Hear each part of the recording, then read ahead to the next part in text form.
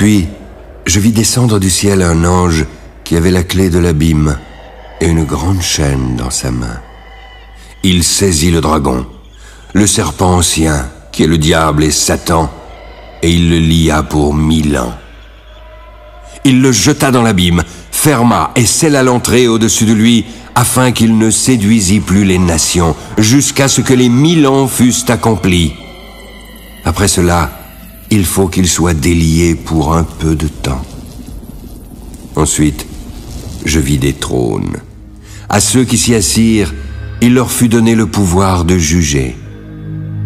Je vis les âmes de ceux qui avaient été décapités à cause du témoignage de Jésus et à cause de la parole de Dieu, de ceux qui n'avaient pas adoré la bête ni son image et qui n'avaient pas reçu la marque sur leur front et sur leurs mains.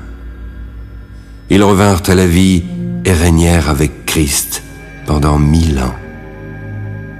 Les autres morts ne revinrent point à la vie jusqu'à ce que les 1000 ans fussent accomplis. C'est la première résurrection. Heureux et saints ceux qui ont part à la première résurrection. La seconde mort n'a aucun pouvoir sur eux. Ils seront les sacrificateurs de Dieu et de Christ. Ils régneront avec lui pendant 1000 ans. Quand les 1000 ans seront accomplis, Satan sera relâché de sa prison. Il en sortira pour séduire les nations qui sont aux 4 coins de la terre, Gog et Magog, afin de les rassembler pour la guerre. Leur nombre est comme le sable de la mer. Ils montèrent sur la surface de la terre et investirent le camp des saints et la ville bien-aimée. Mais un feu descendit du ciel et les dévora. Le diable, qui les séduisait, fut jeté dans l'étang de feu et de soufre, là où sont la bête et le faux prophète, et ils y seront tourmentés jour et nuit, au siècle des siècles.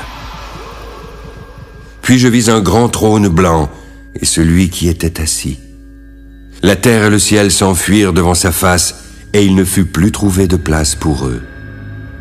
Alors je vis les morts, les grands et les petits qui se tenaient devant le trône.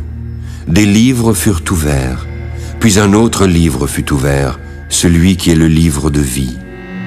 Les morts furent ensuite jugés selon leurs œuvres, d'après ce qui était écrit dans ces livres.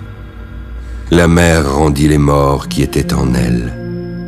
La mort et le séjour des morts rendirent les morts qui étaient en eux. Chacun fut jugé selon ses œuvres. La mort et le séjour des morts furent jetés dans l'étang de feu. L'étang de feu est la seconde mort.